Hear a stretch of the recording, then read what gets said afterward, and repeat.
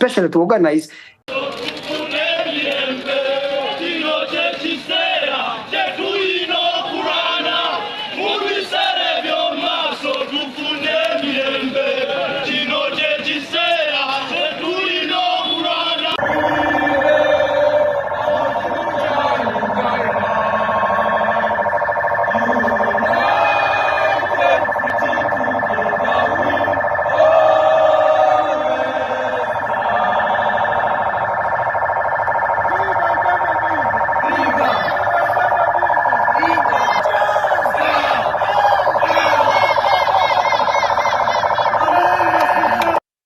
What right then do you have to seek to generate chaotic behavior? What right do you have? We are busy producing wealth. You are getting cheap food. Other people in the other part. Hello everyone, I hope you're all doing fine. This is Eli from Africa. Welcome back to my YouTube channel. So let's have a close look at this video. Let's watch it, then have a discussion at the end of it. Thank you so much. March to Parliament! March to Parliament! March to Parliament! March to Parliament! March to Parliament! Say not corruption! Say not corruption! Say not corruption! Say not corruption! So Uganda may go the body. We lay our future in right hand. Not the people.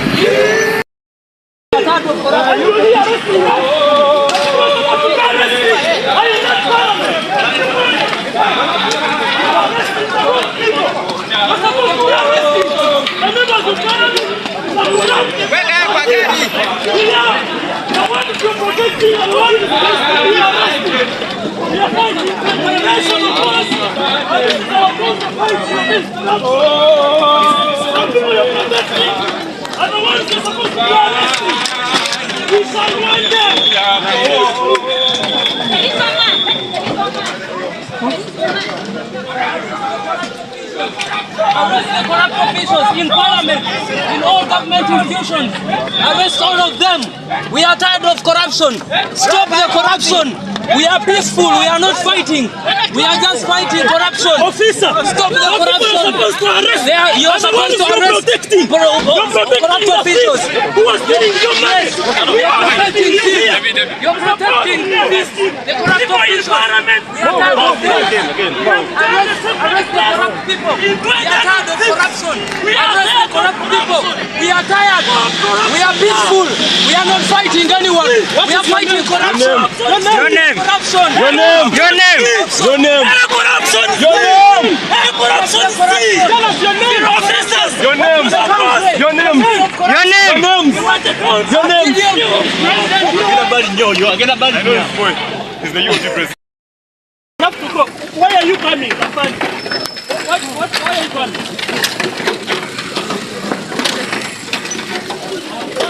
Yeah, well, she up.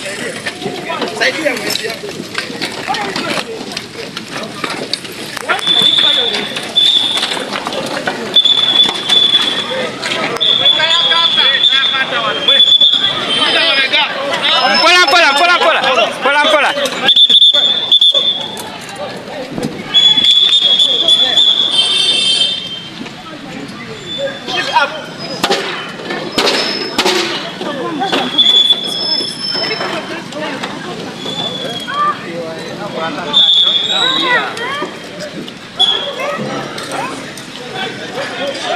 Take him to the vehicle.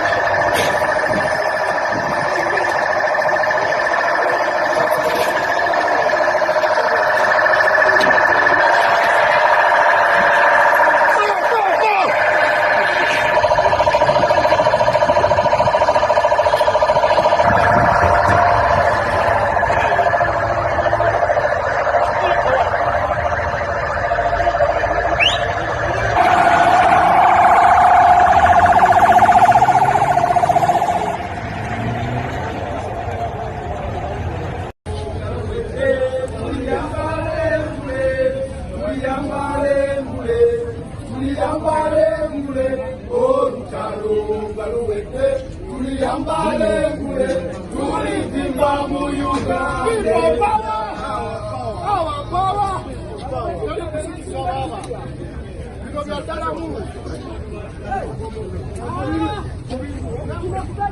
power.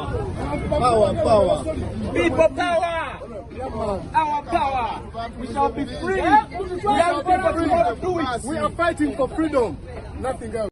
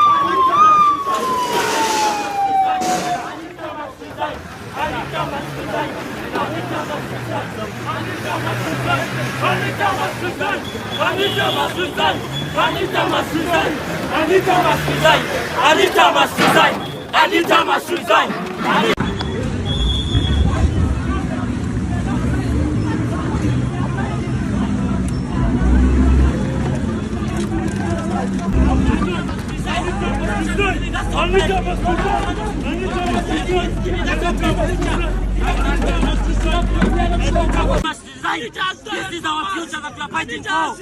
This is our future we are fighting for. Anita must go. You cannot say on the taxi bill that My name is Gift Grace. Anita must resign. My name is Gift Grace. Anita must resign. The roads leading to Parliament, young Ugandans accuse the government of rampant corruption and human rights abuses. Police have banned all protests in the capital. Well, on the eve of these planned anti-government protests, Ugandan opposition leader Bobi Wine posted online, saying that police had surrounded the headquarters of the National Unity Platform Party in Kampala, the opposition, blocking off roads and arresting its party members.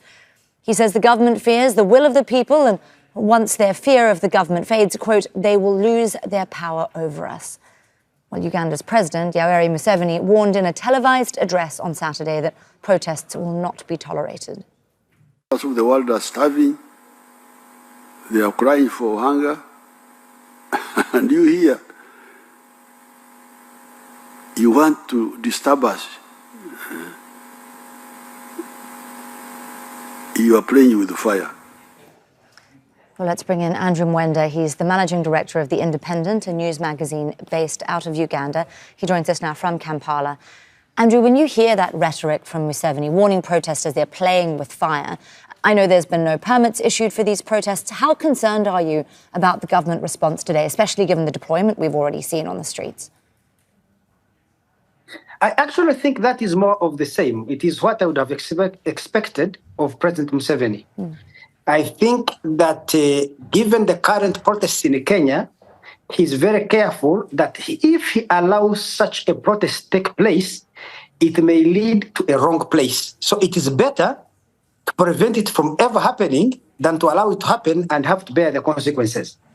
Sure. You mentioned Kenya there. I've been curious about the timing of these protests. How much of this has been inspired by what's been happening over the border? I think so. I think this protest in Uganda has been greatly inspired and it's imitating what is happening in Kenya. And even Uganda government's response itself is shaped by looking at what happened in Kenya. You see, the mobilization has been taking place for around about 1 month in Uganda, taking place on social media. So the government knew what was coming. When it looks across the border, they see that in Kenya, the government saw this movement mobilizing on social media and took no action to prevent it. And because they did not take action, they were overwhelmed by the demonstrations and the president was forced to reverse his decisions. Now in Uganda, government of Uganda is learning from Kenya and Ugandan protesters are also learning from Kenya.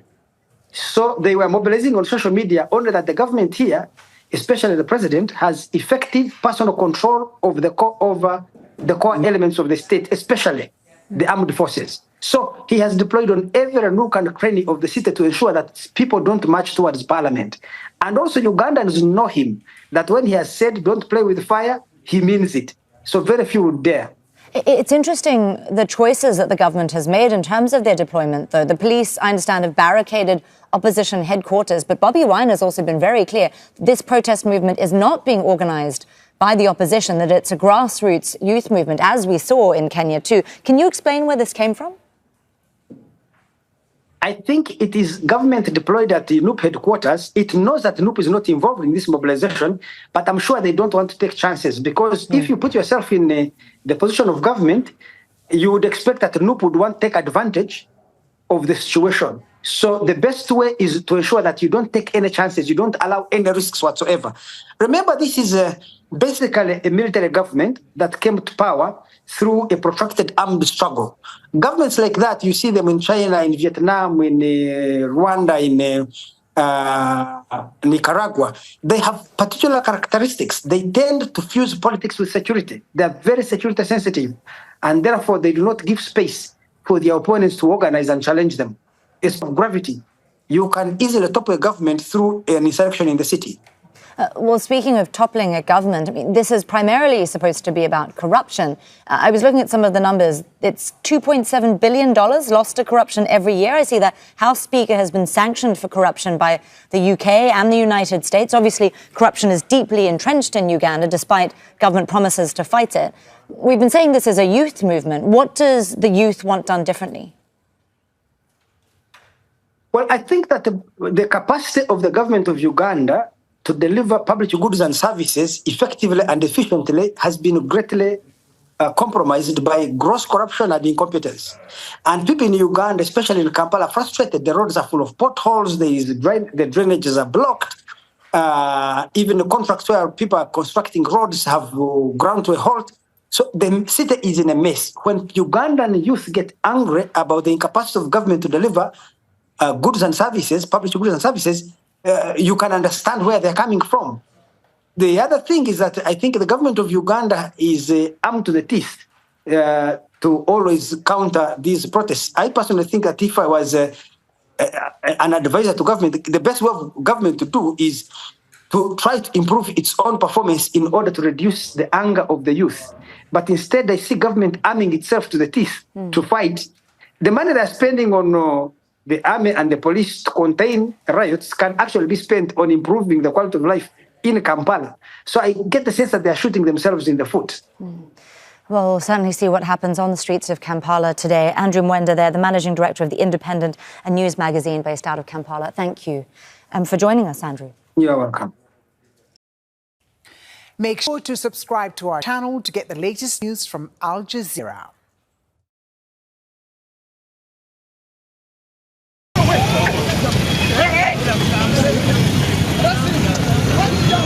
Push him there. You don't respect yourself, why can't you? We shall push you there. You stand there, you stand there. Stand there. Stand there. We are not scared. Go. Go, go, go, go, go, go. We are not scared. Hello, damn. Be careful.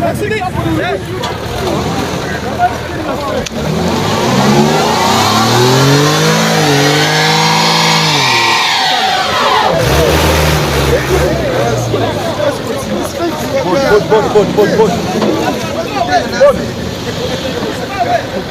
you're mad! Police, you're mad!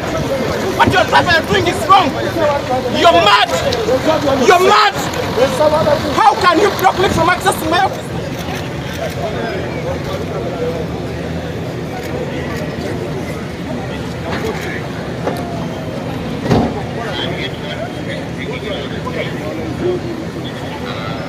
At the Parliament, we are saying corruption at Parliament, we don't want it.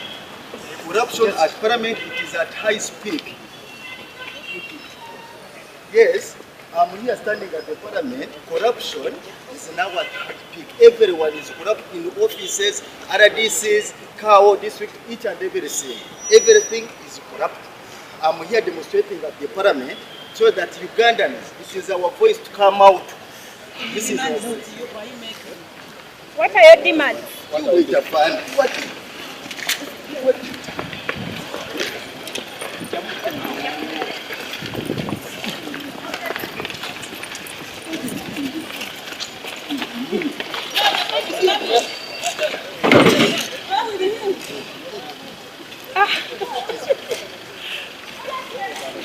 are your demands?